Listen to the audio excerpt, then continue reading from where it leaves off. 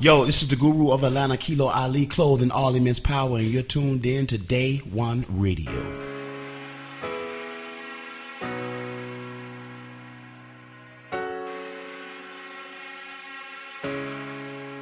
The business.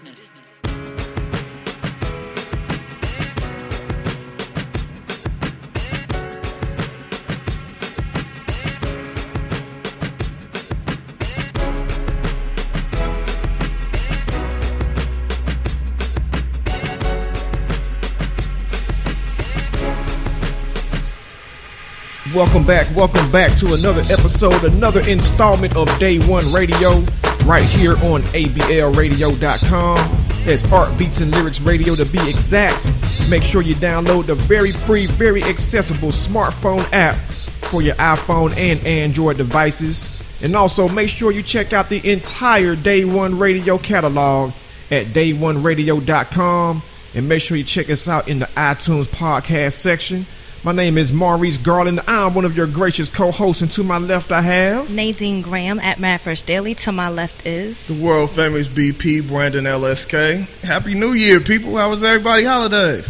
Man, my holidays was crowded as hell, man. Everybody came to my house on Christmas and New Year's. I mean, which was great. You know, it made me feel grown as hell. You know what I'm saying? Like, it made me feel like I was somebody's pops or grandfather. You know what I'm saying? Came to your house. Yeah, because I had left out the house to go walk the dog. You know, I came in the house and heard all these voices. I'm like, wow, everybody at my house for the holiday. This is all right, man. I feel like this is a damn Coca-Cola commercial, man. That's very cute. I like that, though. That's kind of fly. Like, that's like one of those telltale signs that you are grown officially at this point. Yeah, for real. Most definitely. And then when you don't expect anything for Christmas, like I didn't expect anything. I think my mom got me something, and my daughter made me a card, the little one, and the older one was like, you know, some little extra creative stuff. But I was just like happy to see that they was good. Right. Like I did a whole bunch of extra work beforehand just to make sure they was straight. So. That's definitely what it's about. Yeah, man. I just went home, man. Was kicking it with the family. It was cold as hell in the Bay the whole time I was there. Went to Charles Woodson last home game. That's quite the Christmas gift there. That was dope on Christmas. It was cracking, too. I saw your IG videos. I saw other IG videos, too, from that game, man. It was pretty crazy. Saw the Warriors play. Saw Cal play. So it was sporting events and family for me, man. Just hanging out. So it was pretty good. I had a good time. But yeah, man, you know, we're going to take it back a little bit. We're going to take it back. And the brother got a new project dropping, too. So we in Back to the Future episode, exactly. Man. There you go. There you go. With the one. Now, if you never went to a HBCU, if you've never frequented and partied in the South, you may not be familiar with this brother. But if you did, you already know who it is. And if you don't, you're going to learn today. The one and only Kilo Ali. What's happening? What's going on, brothers? Kilo Ali, clothing all immense power, the guru of Atlanta. How y'all feeling? You know what? He is exactly right, goddamn. Yeah. We are the weapon that, you know what I'm saying, and keeping. I be like, it'd be a lot of me, like, in other different type of towns and different type of cities. The guy that you probably don't know if you just migrated to this state or just came to, you know, you go to New York and you'll be like, I don't know that kid. Or you go to L.A. But they got that guy. He's there. You know what I mean? The guy that they kind of pieced from or came after. You know what I mean? I wonder, has Drake ever listened to Kilo Ali records?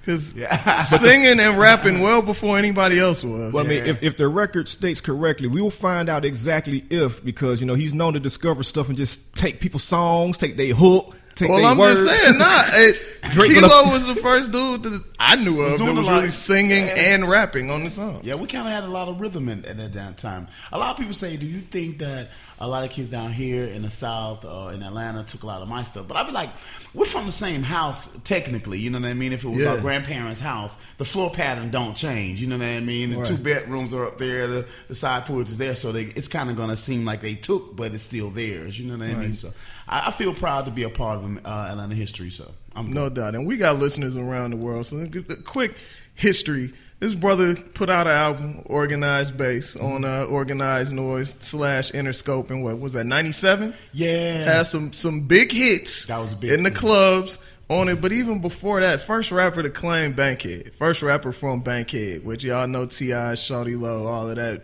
from. one of the first rappers from Atlanta, period. Yeah, I was the 9th rapper professionally released. That was back when it was single numbers, so know that was like 12,000 dudes ago, contracts ago. Right. There was a lot of professional contracts ago, but we had fun. We were the first. I always tell people that I was the first one to use the app. We always had that. Back then, the app was not just Amazon or something like that. It was called a distribution deal. You know what I mean? So the distribution deal was more physical because physical copies were sold back then. You know, and we kind of came out of. Did that phone just vibrate? Yes, it did. We came out of like mom and pop stores, third world stuff that is obviously third not around. world. And we also got DJ Taz in the building with us. Hey, what's happening?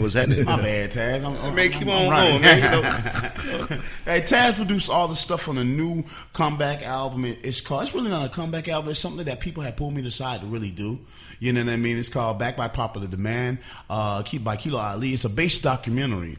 And I named it documentary because I went back and got a lot of general purposes from all the bass music. These people were actually like needed back in the 90s. I mean, the end of the 80s, top of the 90s, man. People love that bass game music, and I think that even the people that now just come down here and have fun, you know, they like to hear that. They like to see how it goes. Let me see the technique. You know what I mean? So, and I try to tell them that this stuff right here is like worldwide. It really happened with Africa Bambaataa was the sole creator of the skeleton of bass music. Actually, it was a skeleton that we used around it, like I would say, like Planet Patrol and stuff like that. Was a skeleton that made bass music because it kind of came from bass music was the rebirth of disco, and EDM is the rebirth of bass music. Exactly. So Most everything keeps going hard. So this album is good. You can see it at djtaz.bandcamp.com. You can get it there, and you can get it all the way around Amazon. iTunes, you're going to get Amazon.com, you know what I'm saying, Spotify, Google Music Play, you know, and the list goes on and on. Wherever music is heard. Yeah, man. Right. Whatever you feel comfortable with downloading and spending your money at, it's there, it's available. $10. No, I know what. Yeah, I was gonna say with Bandcamp, I know a lot of artists that do Bandcamp. They say you can pay whatever price you want for right. What are y'all? We've seen that. People don't pay over the price. They nice, and you get your money immediately. So keep on using Bandcamp.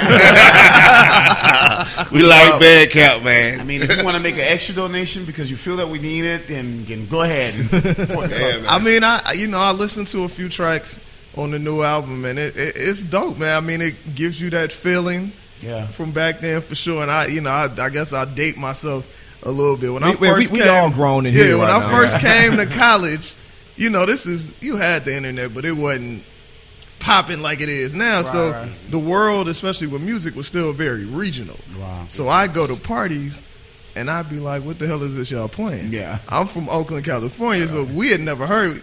The Bay didn't get on bass music until the 2 Live Crew Hoochie Mama joint popped off out there. That was it. But the first song that I fought it for, I was like, I ain't really feeling this. When Nasty Dancer dropped, I was like, oh, this is kind of hard, though. And that was produced by DJ Taz. Oh, we know. You might have been the first producer to put your tags on music. Yeah, exactly, yeah. Oh, DJ real talk. It's kind of crazy about that song because Kilo wasn't in the studio. And the girl who was singing on there, she said his name. I said, no, put my name on there. I made the beat. And you know who that was, right? Who that? That's Mel. From the barbershop. Melanie from the... Yeah. What? Melanie. I didn't know that either until very recently.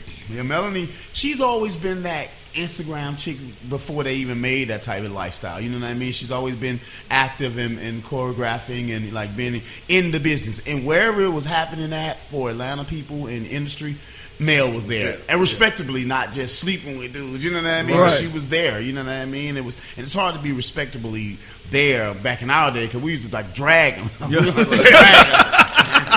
Our freak need was every day. Every day. So I'm like, I'm a dragger.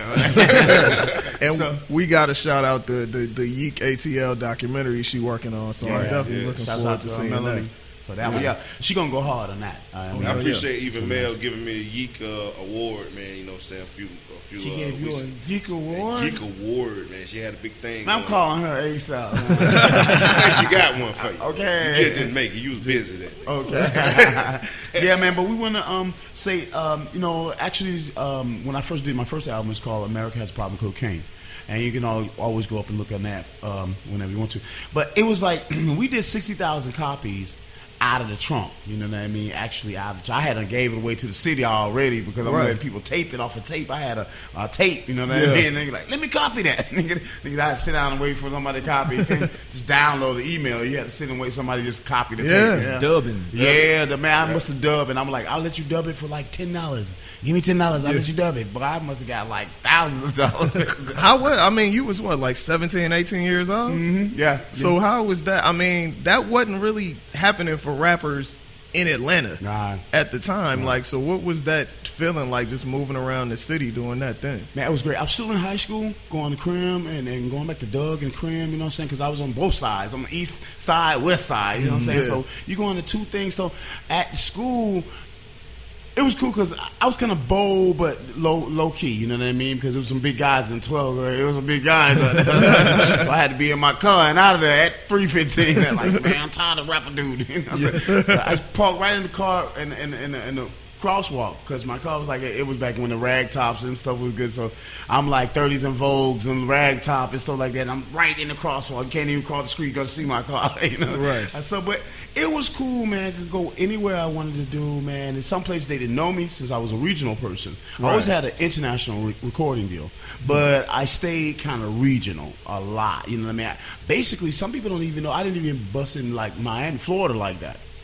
Not really even knowing that, even the type of music that I do, it was still kind of regulated about, you know, Atlanta-based music and Miami, you know what I mean? So, and they still are. They very much are, like, the regulation on that idea.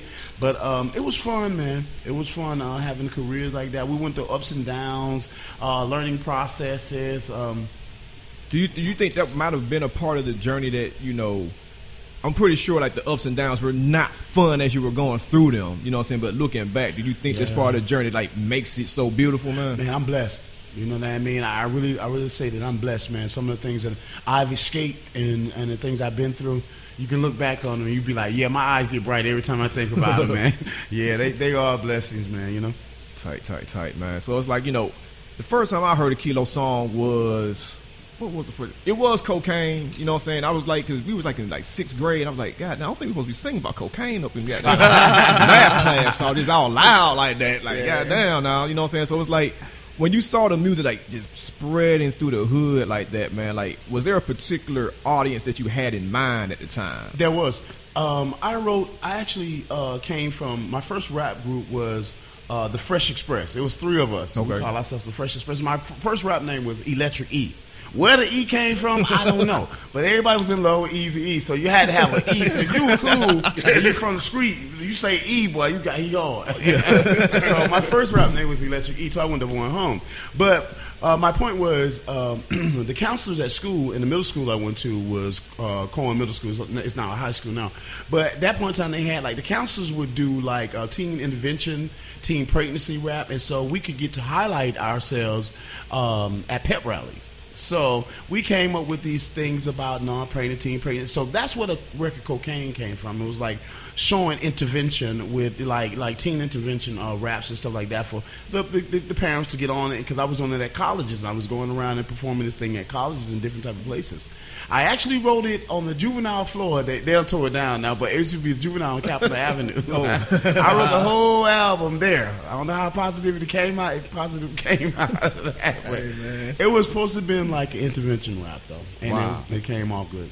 And you know what? That's one thing I always appreciate about, you know, say like songs that you made. And hell, even up that old Rex and Effects that roll it up, my home. With the street rate, roll it up, my nigga. And those were the first rappers I'd ever heard of from Atlanta with Success and Effect. Right. They bust a lot of markets, man. Actually, that was the first one I ever got to do. I was opening up shows for them. I opened up one show for them. They was already gold. So this was the first like gold group that I had ever seen, and by me being a kid with just a tape out, it was amazing. I ran off the stage my first time. I couldn't take it. I ran off the stage. So Red was like, my DJ was like, "Isn't your music out there playing?" It's the Civic Center in Alabama. It's packed in the Civic Center. I'm like, yeah. He said, "What are you doing here?" I'm like, "Man, I got a shit in my whole stomach. Everything just dropped Butterfly. down." Yeah, man. So, what encouraged me was how women took to me, because I still had the audacity to go to like the after party. I showed my face at the after party. Yeah. So the girl's like, "Hey, little boy," because I'm like, like 17. Like, "Hey, little boy, you were so cute. You started out really good. What happened?" I like, I don't know, I got sick. You know, she said, "Don't get sick next time. You come back, you was good." They just rubbing me, and like, I'm like, I like the girls. I'll keep on doing it. You know? So it was great, man. It was, I never forget I ran. But the next time I came down there, I had a hit record.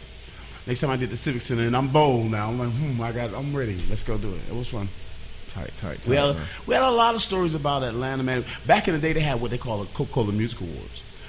Here in Atlanta, and it was a big thing because Coca-Cola was one of the biggest companies that was still here in the city. Yeah. And they kind of ran a lot of things. Still do. Yeah. And they were kind of big. What they said would go, you know what I'm saying? They didn't want it inside of the area. It wasn't inside the area. But that's kind of different now because you got a lot of money here. Yeah. But I won the Coca-Cola Music Award in 1991 for best rap artist in the city over Arrested Development, TLC, ABC, you know, and it was wild because I'm like because I'm independent, you know. All these guys had giants; they were giants at deals. Right. So I'm like, man, I'm really independent. I'm like dope boy independent. You know what I'm saying? They don't even want to know me. I can't even tell you my producers because we gonna be in trouble. I'm trying to say y'all name. They can't even walk up on stage when I get my award. Right. So I did win that, and that took off for me. That's why I got signed. When I got off the stage, I know record companies were coming at me like, "Bow, what's going on? What's going on with you?" So I had like deals from what was it? It was Epic, it was Sony, and different type of company, Atlantic.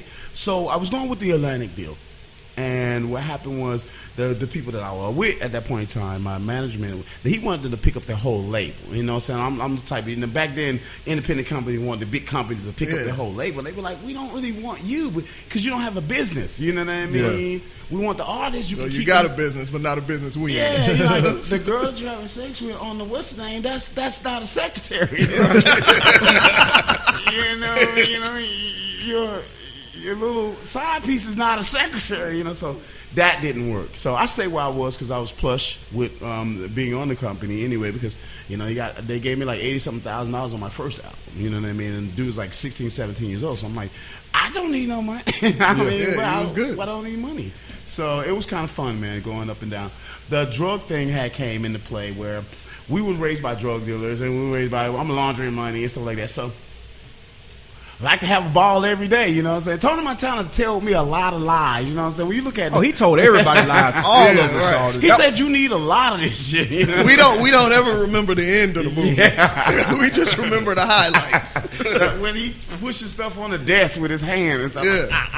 So we came from the old party guys and stuff like that, and every day was a holiday, you know what I'm saying, for me. But I can never ever blame like those type of techniques on my career or anything, because seeing through that, I still was surviving and I still have making good music. But it only came to a burst, man, when my grandfather died and stuff like that. So I kind of went way crazy with the drugs. I'm like, boy, now I want everything. You know what I mean? So how did it impact you? Was that your way of grieving? Like, I'm gonna just wild out? I can't blame it on just that, but I do know it's right around that time I upped the dosage. You know what I mean? I had upped my dosage because such a great person had came and did so much for me.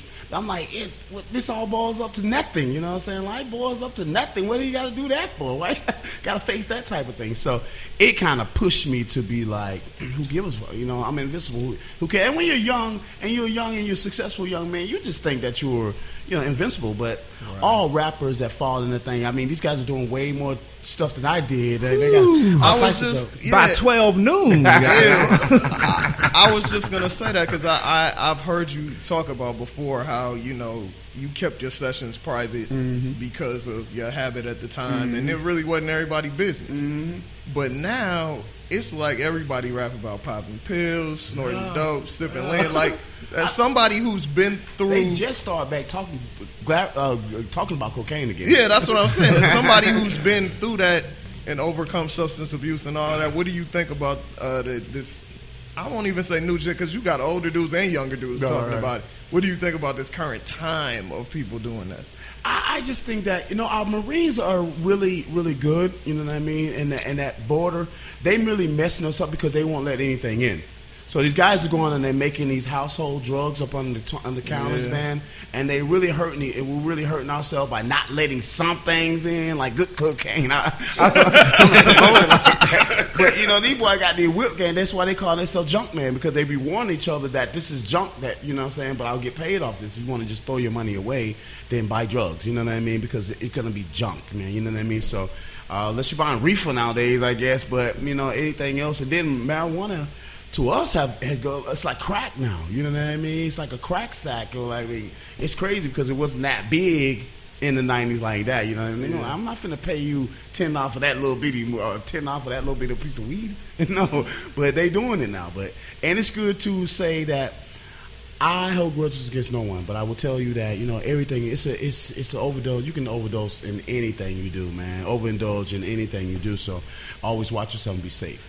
Like, was it hard, like, saying, like, getting out of that lifestyle? A lot of people, like, they stay in it, and you can see it in their face that they still in it, or they just, they pass away, you know what I'm saying? Like, was it hard getting out of that lifestyle, getting off the substance? Yeah, my brother, I was like, went from like a $250,000 house, my dream, when I had, and to sleeping behind stores, bro. I actually was sleeping in the cars, and sleeping from hotel to hotel.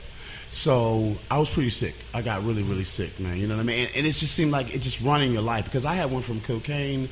I never smoked crack, and I probably did that like twice in a pipe or something in L.A. because that's what they passed around in parties in L.A. But that was my thing, like a pipe or something. It was more like ready geek joints and shit like that. So and they go buy a pack of blunts and get some crack, you know what I'm saying? Lace some things. You could tell me shit about the lace, but. When I got my time, they offered me 1 year pay restitution on my house, but I was very, very sick, and I was like, restitution won't do for me. You know what I mean? I mean, just 1 year in there won't do for me, because I'll be going up back and back. Then I owe y'all all that money. What's the next deal? You know what I mean? They were like 5 years no restitution, and a lot of people think he was crazy to take that, but the triggers of the city was there for me, man. You know what I'm saying? You see the type of face that allow you to do crack, you know what I'm saying? Go ahead, smoke it outside in the back. You can go outside and smoke this. So people allowed you to do a lot of things. So you have to have a break from that idea. So you knew that wasn't going to work. Yeah, I'd probably be dead, man. I'd probably be dead, because it takes you on a whole nother journey, bro. It took me on a whole nother journey, man. So I'm happy to be here.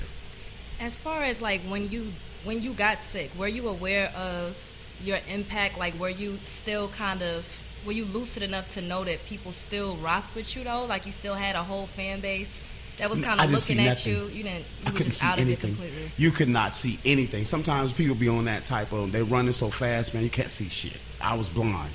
And it didn't really matter what people thought anymore, because my mindset was just blinded by, another sack, you know what I'm saying? Another cold beer. You know what I'm saying? It gets down to that point where people see other items like my rent, my thing, my bang, bang, bang. Then niggas talking about, boy, I need another blunt, I need another beer. You know what I mean? So I was blind. I want to say this past weekend I was out and the DJ played Kilo, and everybody went crazy, and you could tell everybody was like from Atlanta, like they knew every word. Wow. People was shaking like it was still like 90 something. I love that. I always get that vibe, and I love it. But I do have a new project out right now. Plug. And that's what I need you to do. Plug this idea. So this is good. These I went back to the roots of Kilo. Actually, 95, 96 with this idea. All of them stayed above like 132 beats per minute. 31, 36. Yeah, it's going down right now. Get to to the dance floor. I ain't mean to dish you, I'm sorry. But the battle eat with somebody. I prefer that you would call me. Come on. My fault, that slip. Sometime a bro, that trip. I'm on it. Get some tip. I bet you won't get crunk. I bet you won't get crunk. I bet you won't. I bet you won't. I bet you won't get crunk. Eat his ass up. Eat his ass up. And when you finish, success should be all in the mind. Eat his ass up. Eat his ass up. And when you finish, success should be all in the mind. Never seen that city. Question, are you alien? Eat his ass up, cause why? I'm an alien. I walked up to this nigga like, why? You a ragtop. With the whole damn city behind me like, why? Eat his ass up. Space, come on, bring it to the floor. Why? I'm about to show you. When your partner got his ass ate up, hey, why? Get what he went through. Pop, rock, and pop. I don't want a motherfucker steal my style. Top speed, DJ Tag, please don't slow the music down. Another dance floors with shorty, go ahead and eat you up. Dancers walk the floor down and walk the floor back up. Everybody should be saying, eat his ass up. A clean battle dancing up, beat his ass up. 130, 130. Y'all moving, y'all. Yeah, we saying we can mush out. Red topic, you know? So it's doing good, man, and it's doing good for us. And because I'm getting more response out of people that are proud of me from this idea, and like people that like Kilo and like bass music or stuff like that. They be like, boy, I have never seen a lot of people get my old stuff and just go, hey, this is it. This is a very good thing, Kilo. You did good. You know what I'm saying? So I'm proud to be back in position. It's like, you know, being that you were one of the four founders, you know what I'm saying, of like Atlanta rap, were you ever like tempted to kind of do something else? Because, you know, Atlanta comes out with a new style like every month damn near, you know what I'm saying? So it's like you came out, then, you know, LaFace showed up and they had Goody and Cass, and then, you know, years later you got Tip and Jeezy, then you got 2 Chainz Future, then in between there you got John Yin Yang, you know what I'm saying? Like, so it's like, were you at any time like tempted to be like, let me see if I can do this kind of music and jump on that wave, you know, because, you know, folks might not be checking for what they usually expect from No, never. I just got into my own ego and thought that, you know what I'm saying, you're listening to yourself. You know what I mean? Some guys mess themselves up when they think that anything you put out could make it. You know what I'm saying? They're just thinking now vocally. Now, an artist can be blinded by his own vocals sometimes. You know what I'm saying? When you get on there and say, oh, just give me that beat, as long as my name is on it, and as long as I say, hoo, yeah, they're going to like that. You know what I mean? So, I think we come from the era too, man, like, we come from an era, man. You have your own distinction is important. You know what I mean? We don't like crab on somebody else's style. Have your own lane, and that's what. So that way you can always be around forever. That to me that makes classic, a classic artist, or a classic music. Period. So you know, so just crabbing on a style and staying on. Oh, I don't want to be considered as lame, so I'm gonna steal this person's style. You know what I mean? Like so. We didn't come from the era. We came up from really being creative, you know what I'm saying, and staying in our lane, kind of. You know what I'm saying? And I think that what hurts a lot of older artists when they kind of come back, because we believe in not biting. You know what I'm saying? We just call, you beat my style, you beat my style. But these kids believe in categories, you know what I'm saying? They believe in, like, what I would like to call, like, defining things more. You know what I mean? The conversations went more like this jacket, this car, you know what I'm saying, and my feel in it. You know what I mean? But back in our days, we didn't take you on a tour of our life. We kind of entertain people, because entertainment was basically to entertain you, not just to tell you who I was, and you know what I'm saying. But you had a couple of records said that I'm bad, motherfucker. Yeah. But I still enjoy all rap.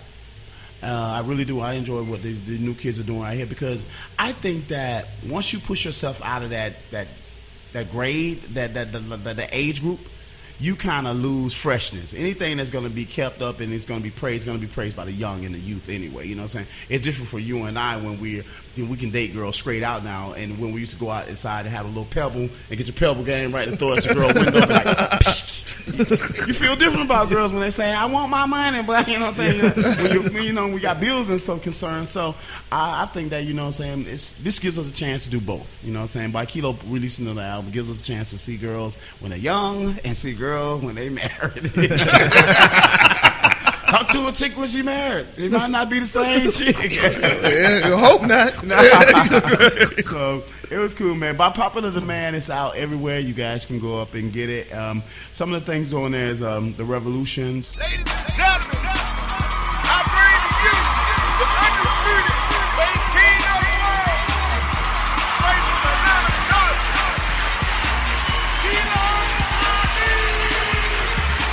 I'm an alien from that city. I can tell that you're an alien too. Nasty dancer, top speed, move your feet. Hey, I salute. Salute the bankhead, zone one. Y'all know the block can't be beat. Everybody, right now, come together. Let me hear you say, living just enough for that city. Her ass style was so wide. When the song's over, she gon' leave me. And it made me cry, cry, cry. Turn the music up for her and give a little more dancing space. Put your hand around her waist. Project that yeeker dance her face. Seems to love is more like a complicated dance routine. Or worse than that, bruh. It's a dance you've never seen. Ballet titties, disco booty, and both of them start a fusion. And this time, dancers, the revolution. It not be televised. Shaw don't stop, bashing them got that vibe. DJ Taz, play the music, sway the ladies to open their eyes. I ain't too proud to big. I'm Turbo from the block. This is a classic, I know it is. The revolution. Don't stop. In the 90s, bitches was either in love with Luke Skywalker or that motherfucking Tito. Being raised in the South, them two niggas became like family to me.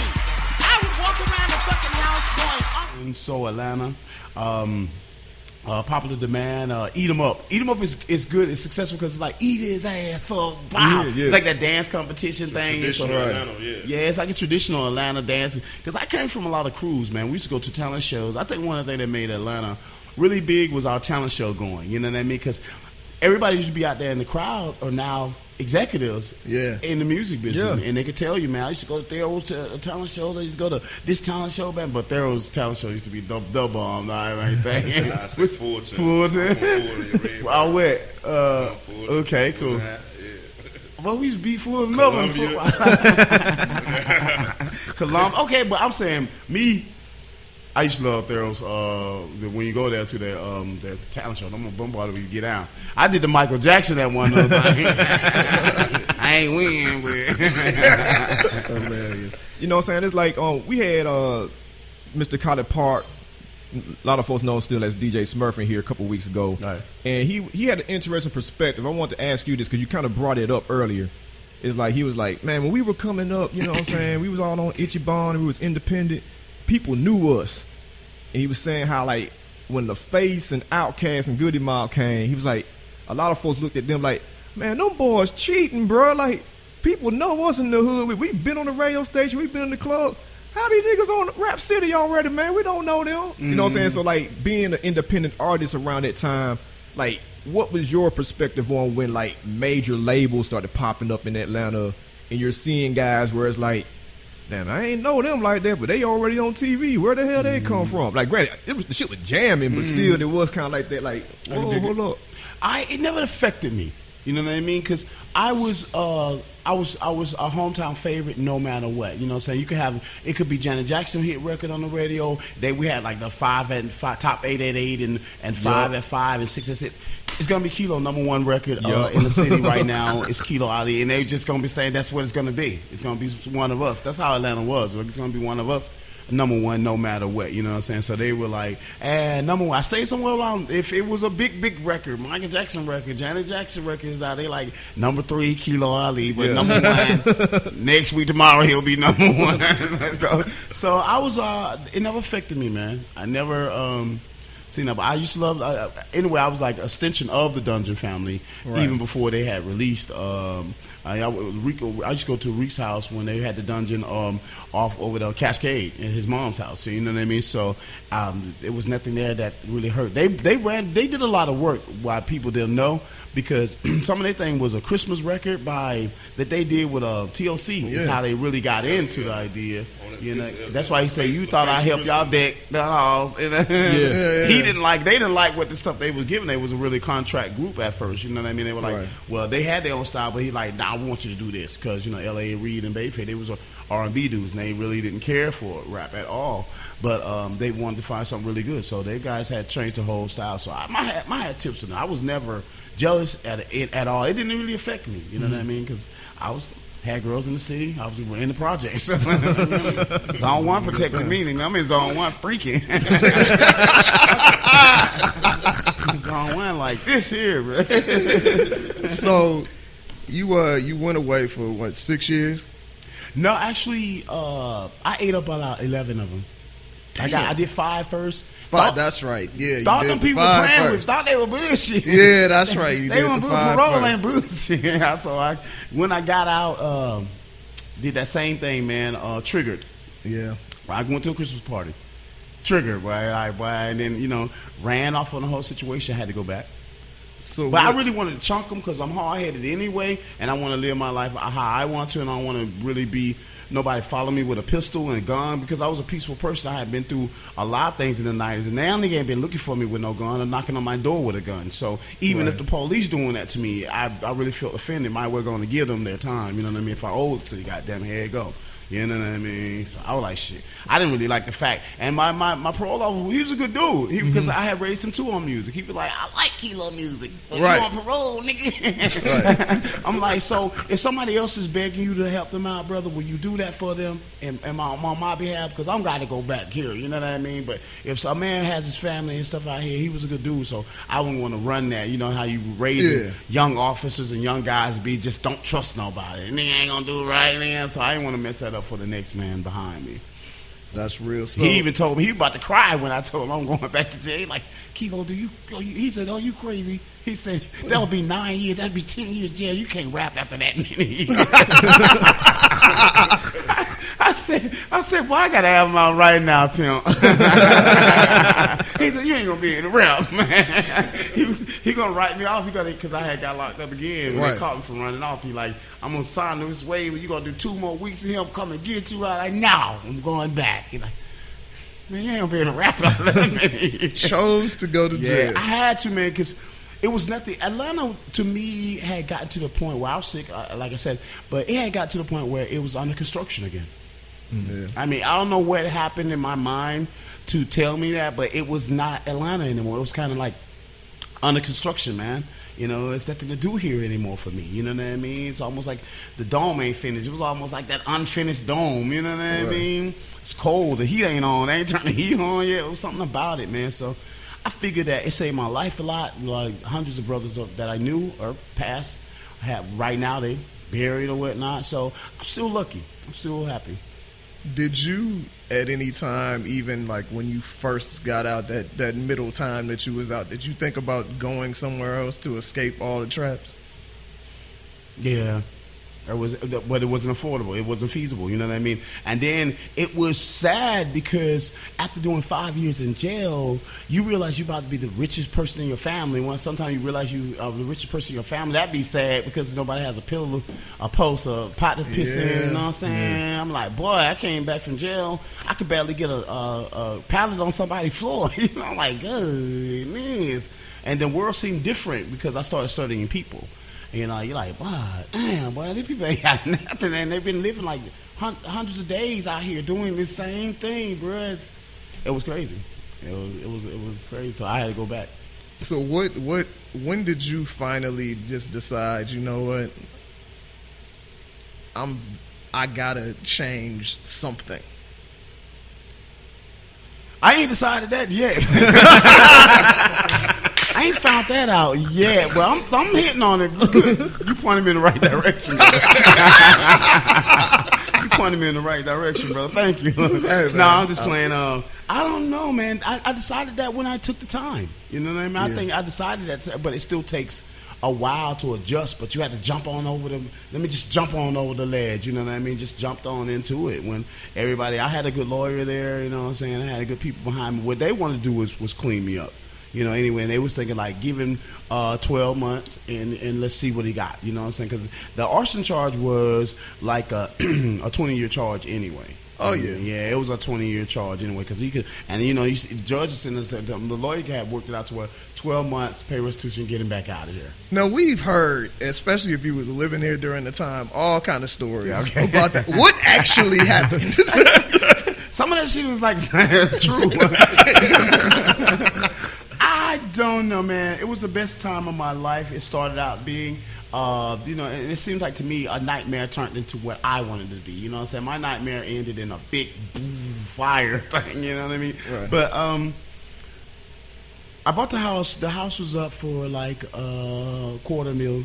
You know what I mean? So I got the house. Rico was blessing me, and it was a $750,000 deal that I signed with Rico and Interscope through the Dungeon family, and met the most powerful boys and men in my life. You know what I'm saying? Being in the Dungeon with Outkast, Big Boy Andre, the whole team down there, man. It was you right there with select stars, man. Real good general people. Yeah. So I got the house, man, and boy, I started balling, bro. I went and got my dancers and my security, and we go all to the Levick's, and I went and got a U-Haul and just got them boy to drive. You jump in the U-Haul, let's go. We're going shopping. So I'm at the furniture place, like, yeah, put that on the truck. Yeah, put that on the truck. You know, so it was great, man. That night, I think I was dealing with a couple of chicks, man. I always had a little 8-girl team. I had a little 8. I had this one little chick. She was from Gentleman Club. You know what I mean? So I would think I was dating her, but she wasn't there that night.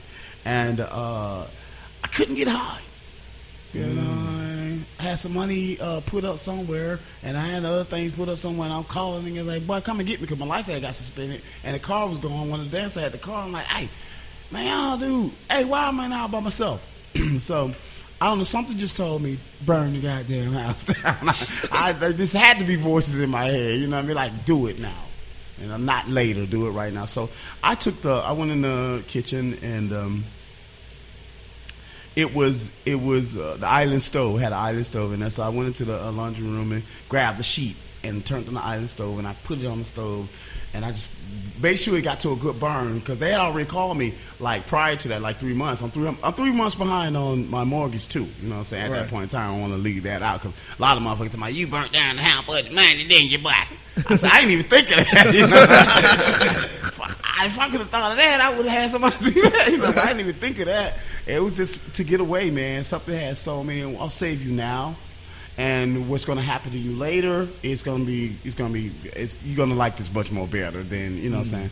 So I put it on there, man, went outside, grabbed me a chair, and I sat in the driveway and watched it, bro. I could hear the electricity wires. I could hear the wires popping, like, pow, cow, cow, like, ooh, they ain't going to get this motherfucker. I wouldn't even think about it 15 years until I heard the sirens coming, you know, like that sound like fire engines and police. Yeah. I'm smoking a cigarette sitting outside. The house is on fire. So the dude said, "Why did you? Is anybody else in the house, man? And why did you do this?" I don't know, man. It's not really a fun thing to do.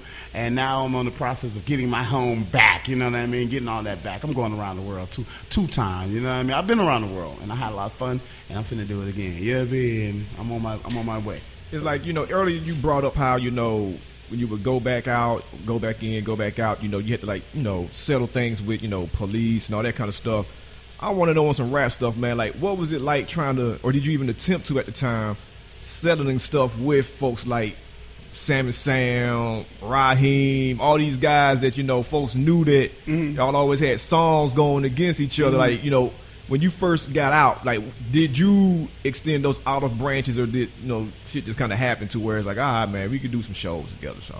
No, actually, we always had to piggyback around each other, and get on each other's team because of that. Me and Sam used to diss each other. When he was in jail, I would diss Sam. So when he got out, he never had to do too much long, like 18 months. Something. When he got out, he hot with me. So we had the controversy going on. He was a gentleman about the whole battle. Ra got a little upset because Ra was I would say in a battle type manner, Ra was a thief. You know what I mean? When it came to me getting signed, and I had the first clothes, you know what I mean? I had to show up. When Ra had started dressing up in his the dress clothes, Versace stuff, I had already had that. I'm pulling up in it. He thought he tried to make fun of it, but I already had that while you were still doing, or he was 30 something, still doing shows in jumpsuits and stuff like that. You know what I mean? So, but He's still throwing Shade. shots. I'm not knocking it. I'm not knocking it, B. But this my buddy. He cool, but I'm just saying at that point around what my mind frame was at and how I felt about, you know what I'm saying, the opposite battle person. And people tell you that we had those Versace look and we had those clothes and stuff way before Ra was even interested in that idea. You know what I mean? It's crazy because I'm always sliding that box with him, and I'm trying to get out of that box and that slot with Raheem because we are two guys from Atlanta, quote unquote. Ra's from Texas.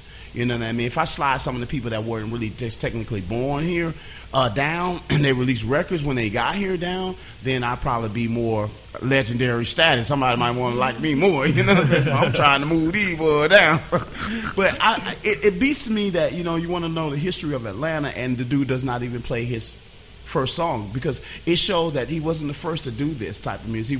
He did this type of music after Kilo, the bass music type stuff, because Ra's first song was Eliminator, if anybody familiar with Eliminator, and it was like he was like on LL stopped tip then. He wanted to be LL Cool J. He had a mix between Dougie Fresh, LL Cool J, you know what I'm saying? That's where he was at, you know, Dougie Fresh and LL Cool J.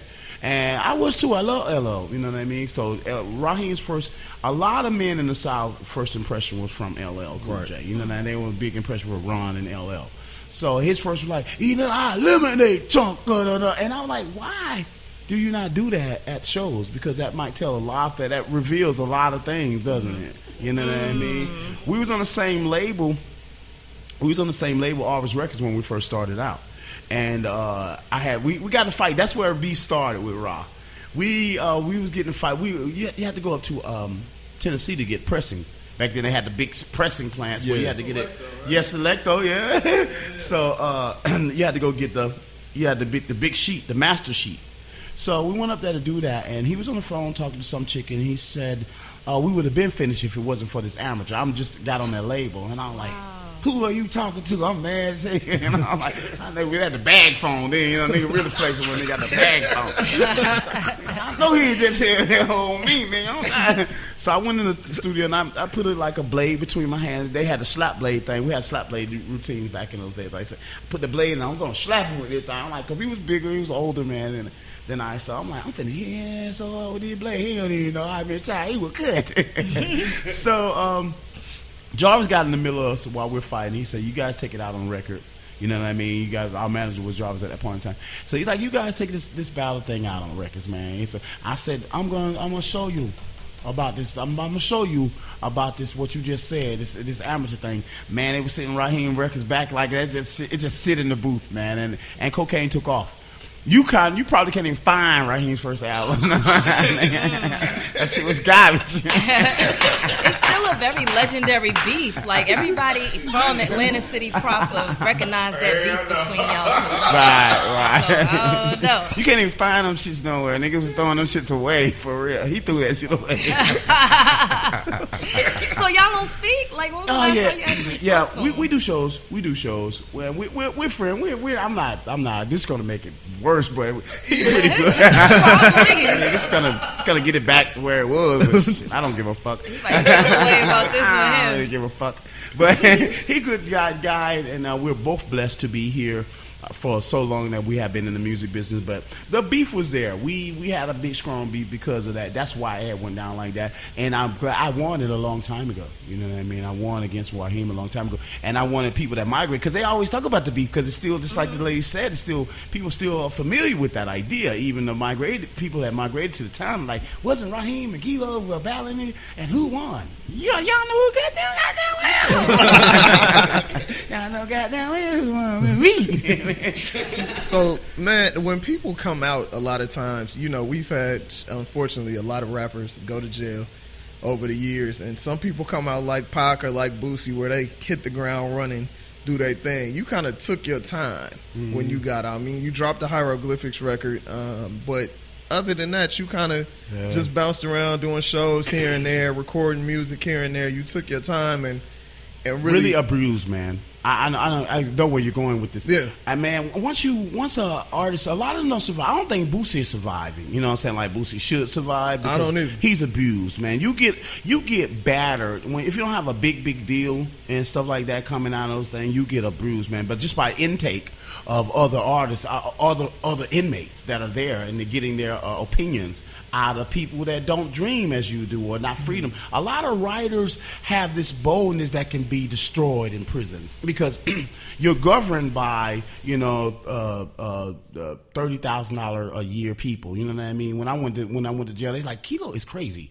You know, he's talking to himself, but the blind can't lead the blind. You know what I'm saying? When you're doing something like that, some people use incarceration, corrections officer and corrections to correct their problems. And that comes along with hypnosis, psychosis, and it comes with like dosage of, you know what I'm saying, public. I mean, what would I say, like, psychiatry, you know what I mean? Almost like that. So when somebody's just here getting $32,000 a year, they probably can't understand somebody who can spend, you know what I'm saying, that on one shopping day, you know what I mean? Or you know what I'm saying, man, getting $200,000 a year. And you can't really govern over people that are doing that because it's another mindset and it hurt them so much, you know what I mean? Because I'm there and they say, hey, Lieutenant on deck, or the officer coming, you're like, woo, woo, woo. Like, why the fuck am I doing this?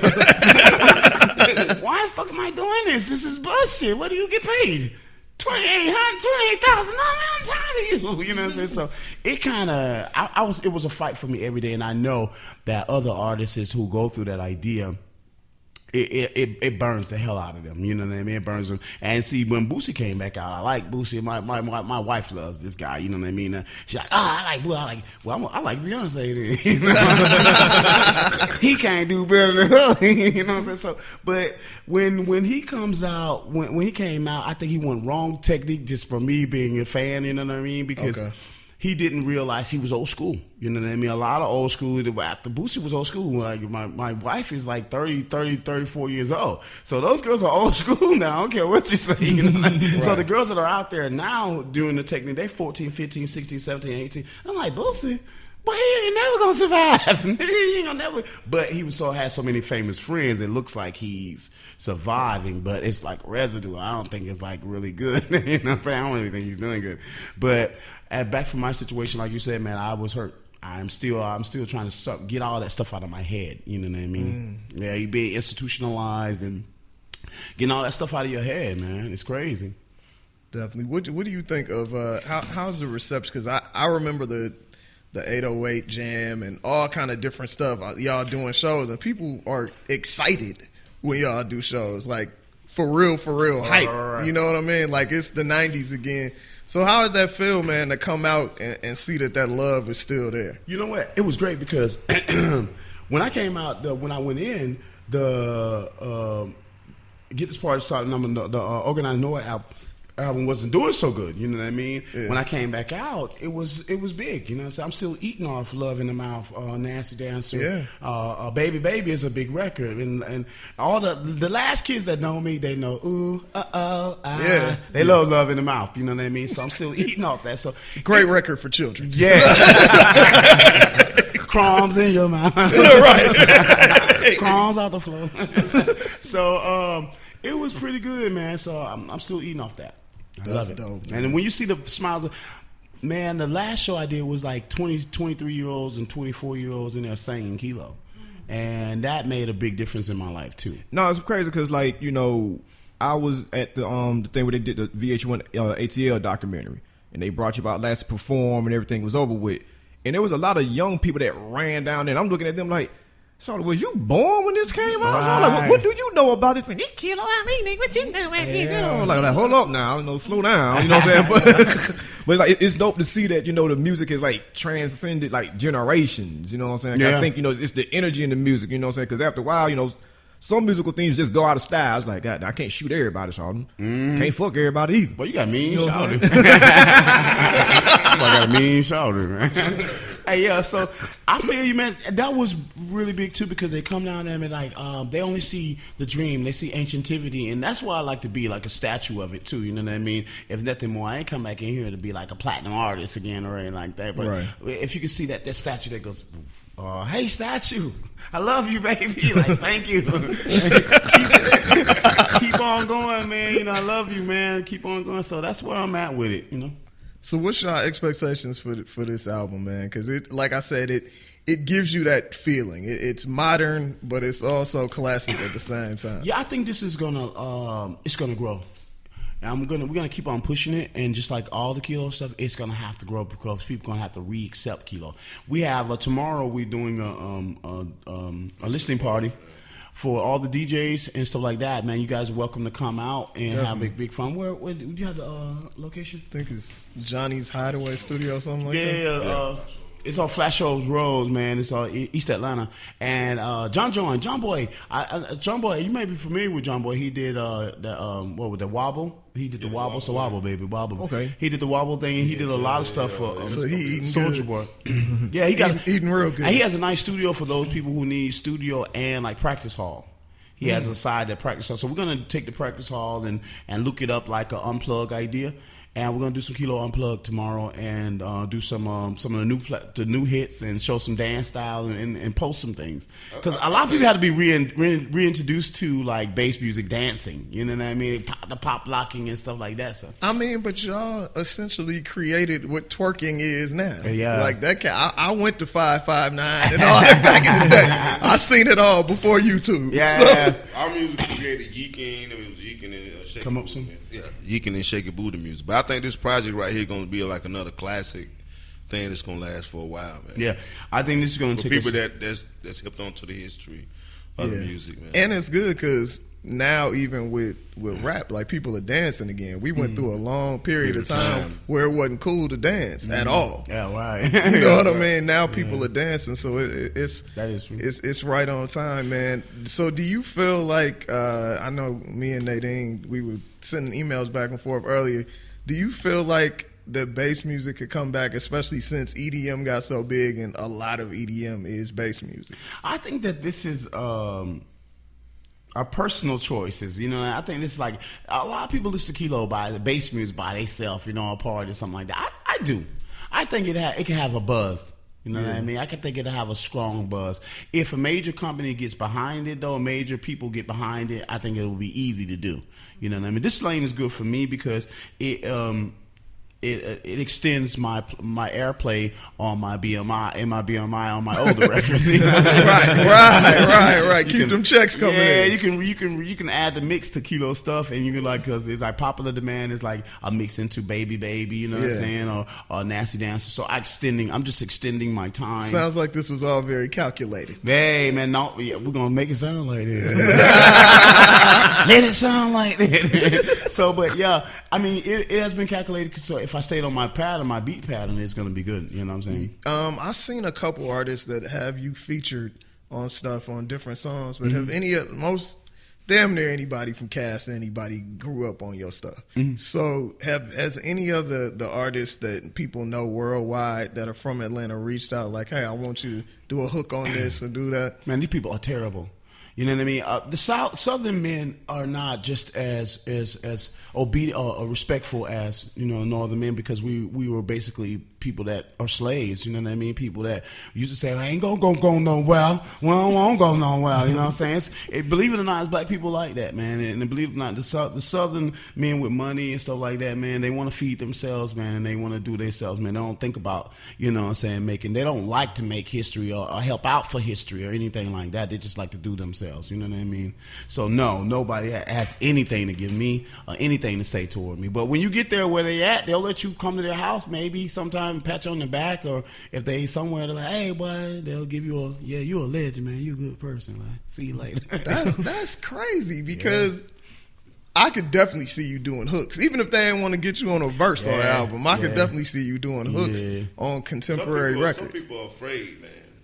Some people are afraid, really. You know what I mean? They're afraid to have somebody just as talented on a record. They don't want to be outdone, outshine. You know, and then they probably not really have a really successful hit record. These men's a slave, Like, man. These boys they're slaves. Yeah. But you go to California, you know, they respect the OGs in the game. Definitely. You know what I'm saying? New York, same way. You know what I'm saying? Midwest, same way. But, you know, in the South, it's like, it's a disrespect thing between, to me, you know what I'm saying, the youngsters and the OGs. So, And you from here, Reese, what do you think about that? Because to me, I would think it would be an honor to have Kilo on your record. I mean, I think some things move so fast sometimes that guys don't even bother to look, to quote unquote look back. You know what I'm saying? They so like it's good to be in the now. You know what I'm saying? You don't want to live in the past. It's great to be in the now, but sometimes things move so fast. Cats are just like, well, I mean, shit, I'm gonna be out of style in 5 months. Wow, you know what I'm saying? Like, what the fuck? I'm gonna go talk to this dude that, you know, been around for this long. You know, really, when you should be thinking the other way around. Like, all right, this dude doing something right. You know what I'm saying? For him to still be here. You know what I'm saying? But I think that's my theory on it, because I wish I could see more of that. Because hell, you don't even see folks throwing, you know, Big Boy on records, and it's like, goddamn, now I mean, Well, he ate up all the features though. I say like ate on up a all business of them. standpoint, man, you know what I'm saying? You got to understand the fan base that he has, or Big Boy has, or a person that's been around. You got to understand the fan base that these people have, man. Yeah. All the way from the 90s, or some people from the late 80s all the way to now. Still have them. So, Right. you know what I'm saying, to have them on your record because they're not like, you know, on MTV or some shit like that. You know what I'm saying? At the end of the day, like, you don't have that many fans. Right. You know what I mean? That's how I look at it on the business. You don't have that many fans, man. Period. Yeah, you know what I mean? You got people that have fans, you know what I'm saying, before the internet.